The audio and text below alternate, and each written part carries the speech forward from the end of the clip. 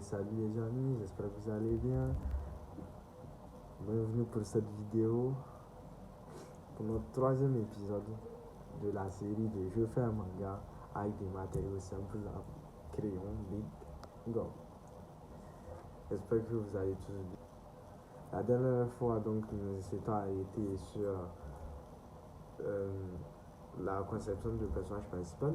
Donc, j'ai eu comment est-ce que on fait un manga en commençant d'abord par le monde. On avait vu notre monde, on avait fait notre personnage principal et on avait aussi fixé le but du héros. Et donc, après avoir accompli toutes ces choses-là, on était enfin prêt pour attaquer le storyboard. Bien sûr, on avait aussi vu une partie de l'histoire, n'est-ce pas? Comment est-ce qu'on imagine un synopsis, un pitch, un plot, etc. etc. Maintenant que cela est fait, il est en fait d'attaquer le storyboard. Pour ceux qui ne connaissent pas, le storyboard, c'est juste le brouillon de votre manga. Le storyboard, c'est un truc qui ressemble, qui est juste la forme brouillon de votre manga. Vous savez, quand vous avez l'habitude de lire des scans ou bien des mangas en format papier, vous verrez qu'il y a il y a des cases qui se suivent et ainsi de suite dans un ordre et qui permettent de guider votre lecture. Et bien, pour atteindre cette phase finale avec des dessins et tout, des dessins stylés et tout, et bien on passe par une étape brouillon où là on a les cases avec des mouvements, les différents mouvements, ainsi de suite.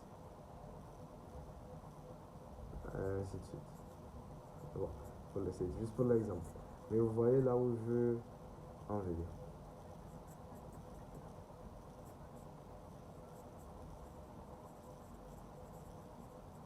Donc, bref. C'est sur la base de ce storyboard là que l'on peut faire les finitions par-dessus et atteindre la forme finale d'un manga.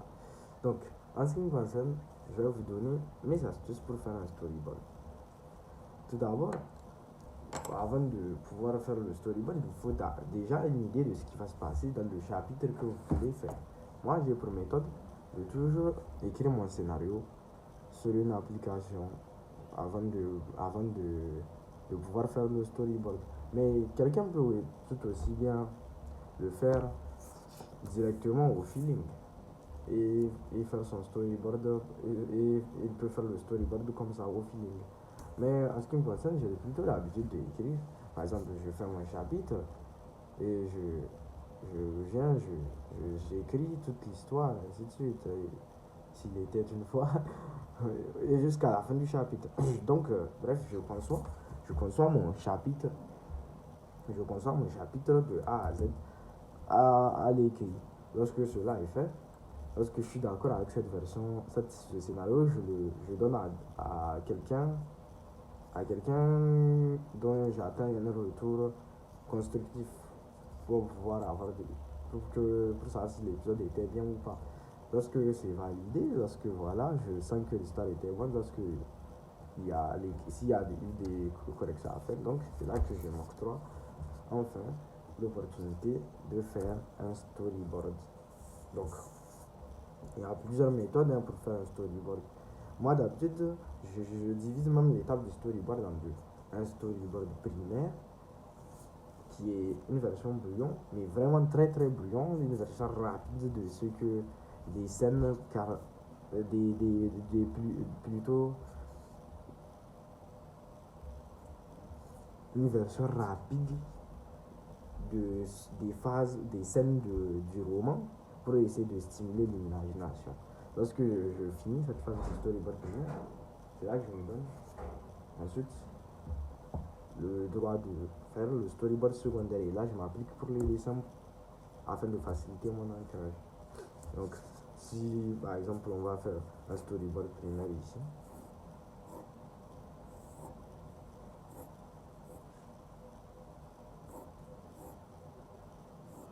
Bah, je vais juste faire des ébauches rapides de ce que je veux raconter. Si j'ai déjà, par exemple, des scènes du chapitre que j'ai écrit, par exemple, mon personnage était en train de se réveiller de son lit et juste après, il s'est préparé pour aller en cours. Donc ça peut être juste le début comme ça. Si c'est ma première page par exemple, donc je peux commencer à imaginer rapidement la scène. Je peux faire une esquisse rapide. Le lit, bon, pas besoin que les dessins soient trop détaillés parce que le plus important c'est plutôt de savoir ce que la scène raconte. La personne qui comprend, c'est bien celle qui a fait ce storyboard primaire. Ouais, je sais, c'est très bruyant. Mais ce qui compte, c'est vraiment que la personne, lorsque vous dessinez, lorsque vous allez reprendre ça, déjà vous savez ce qui s'est passé. Faites au moins en sorte que vous compreniez plus ou moins les scènes qui ont été, que vous avez représentées.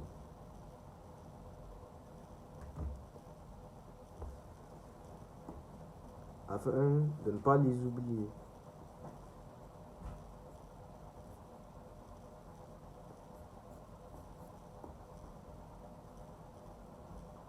Donc au moins, si vous avez votre storyboard primaire, je l'appelle comme ça, vous pouvez déjà savoir, vous avez déjà une petite idée de ce que vous allez dessiner. Et ensuite, vous pouvez après attaquer un storyboard que je dis, que j'appelle secondaire. Là, vous allez juste prendre du temps pour faire des esquisses plus compréhensibles afin de faciliter votre ancration plus détaillée de votre storyboard. Pour l'exemple, j'ai pris des cases plutôt petites, mais sinon d'habitude je fais pour que ça occupe toute la feuille. Mais pour l'exemple, je vais prendre les scènes que j'ai prises au début. Donc, on a un gars qui se réveille de son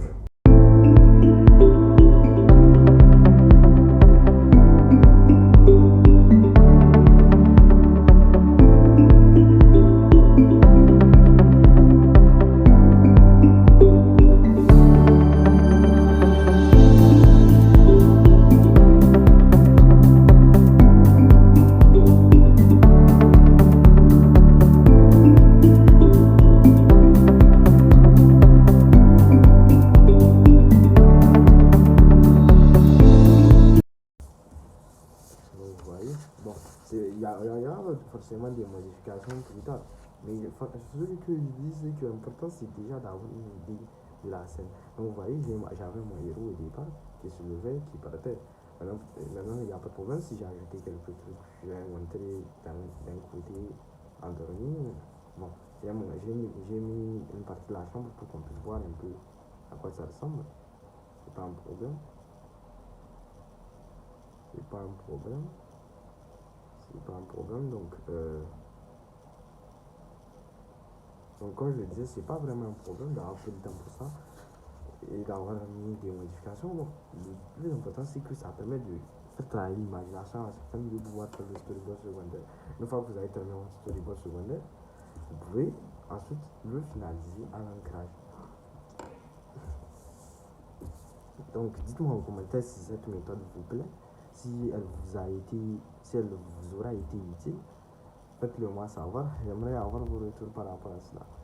Je vais utiliser cet exemple sur mon manga LLL du cas de Léona. Je vais vous montrer qu'est-ce que ça peut donner. Disons que je peux prendre une grosse case comme celle-là. Donc, je suis parti pour un storyboard primaire.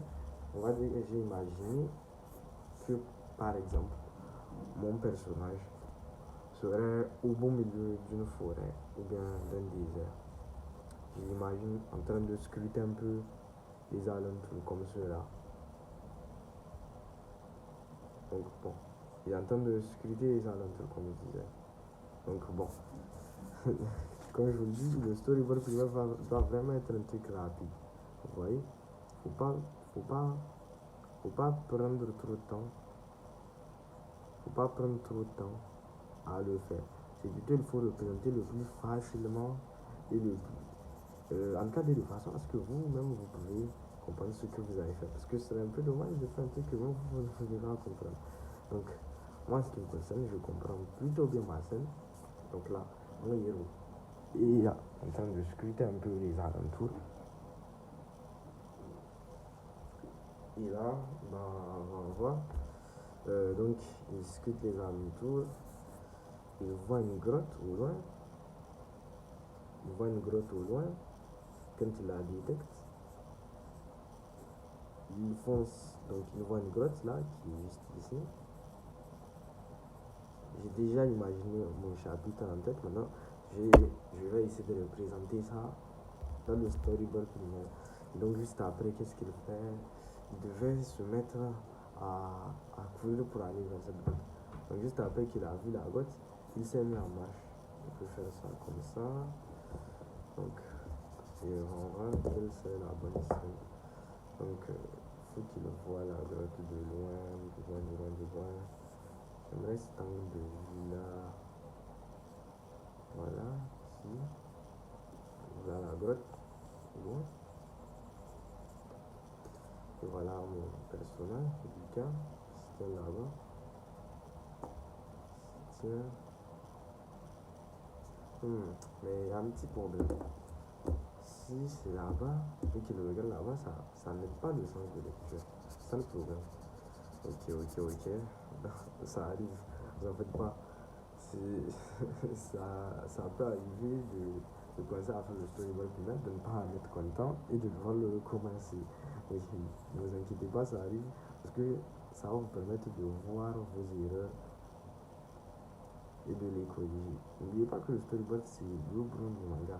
C'est à partir de ça que vous pourrez savoir si vous avez respecté les points importants à savoir le sens de lecture.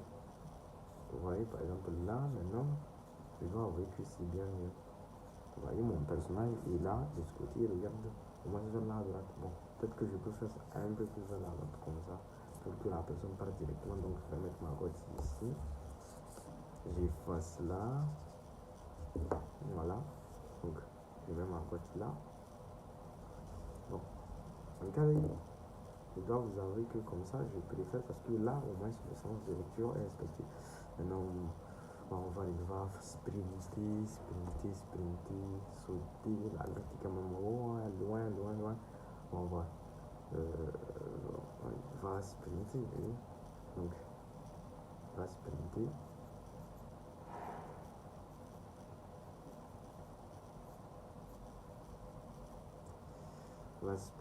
Oui. Donc, ça peut le faire. Bon. Ouais, je sais, je suis pas trop appliqué là sur le plan discipline. Franchement, je dois avouer. Bon, maintenant que j'ai plus ou moins mon storyboard primaire, qui est là, la page 1, je peux imaginer ensuite le storyboard secondaire. Prenez le temps qu'il faudra pour pouvoir faire votre storyboard secondaire. Comme je l'ai dit, il faut vraiment que ça soit compréhensible. Je vais vous montrer le storyboard secondaire de ce que vous avez montré. Alors, je dois vous avouer que ça a pris du temps, mais voyez bien, grâce à l'ébauche que j'ai pu faire, j'ai pu imaginer les scènes et les faire ainsi de suite. Vous voyez que ce travail que j'ai pris au moins à peine quelques... Bon, ça prend du temps pour imaginer les scènes qui étaient dans la version écrite, mais quand même, ça valait le coup. Parce que grâce à ça, j'ai pu avoir une idée de ce que je voulais. Et en termes même de sens de lecture, j'ai plus ou moins eu ce que je voulais. Et sur le storyboard secondaire, j'ai utilisé cette vision là que j'ai eu du storyboard primaire et j'ai pu faire ainsi de suite jusqu'à terminer ma page. Alors, vous voyez que le résultat est quand même incroyable. Alors franchement, je vous conseille d'utiliser cette méthode. Je pense qu'elle pourra vraiment vous aider à imaginer votre histoire en épisode, à retranscrire dans un storyboard primaire pas trop compliqué et ensuite à faire ça au plus détaillé afin d'avoir les scènes capturées et qui va vous permettre de faire un ancrage pur ici. Si déjà vous avez une idée à quoi ressemble votre dessin, Après, on sera un peu plus facilité. Donc, j'espère que cette vidéo vous aura plu. N'hésitez pas à laisser un like et à mettre en commentaire si cette technique que je vous ai montrée vous a été utile. Et si vous avez des retours à me faire, je suis tout. Sur ce, je vous laisse. C'est entendu. Bye.